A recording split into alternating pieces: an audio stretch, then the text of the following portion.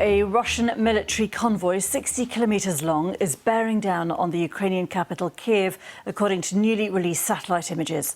The pictures released by the Maxar Technologies company appear to show armoured vehicles, tanks, artillery and logistical vehicles. The front of the convoy is said to be less than 30 kilometres from the centre of Kiev. Elsewhere in Ukraine, officials have just confirmed that 70 soldiers were killed in a Russian artillery strike on their military base on Sunday.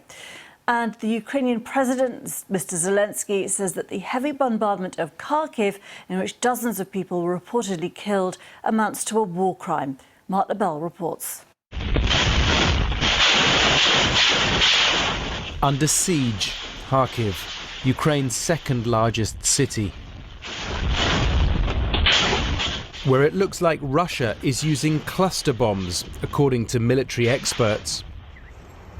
This is a residential area with no military objects. Kharkiv's mayor says shells hit residential buildings, killing innocent civilians, and says 3 children were burned alive in a car. As President Zelensky put it, "This is clearly a war crime. Peaceful city, peaceful residential area, no military facilities." He wants the world to close the skies to Russian missiles, planes and helicopters. Meanwhile, on the road to the capital, a Russian military convoy estimated to be far longer than first thought,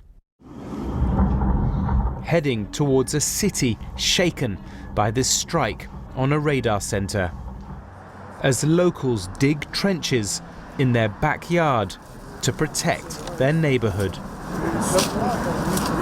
I'm very worried about the next 72 hours.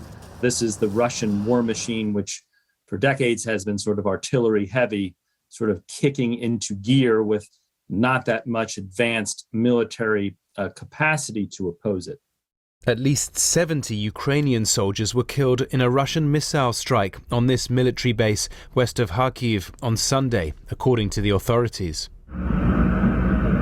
These Russian tanks were filmed taking over the streets of the southern Ukrainian port city of Berdyansk, 85 kilometers west of Mariupol. And Ukrainian officials say Russian troops have begun an assault on Kherson, a city in the south, just north of Crimea.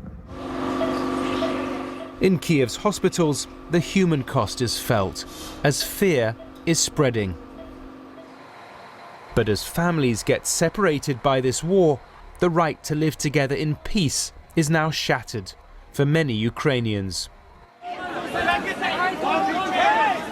Men of fighting age forbidden from fleeing in what's looking like an increasingly precarious stage in this sudden, shocking conflict. Mark Lebel, BBC News.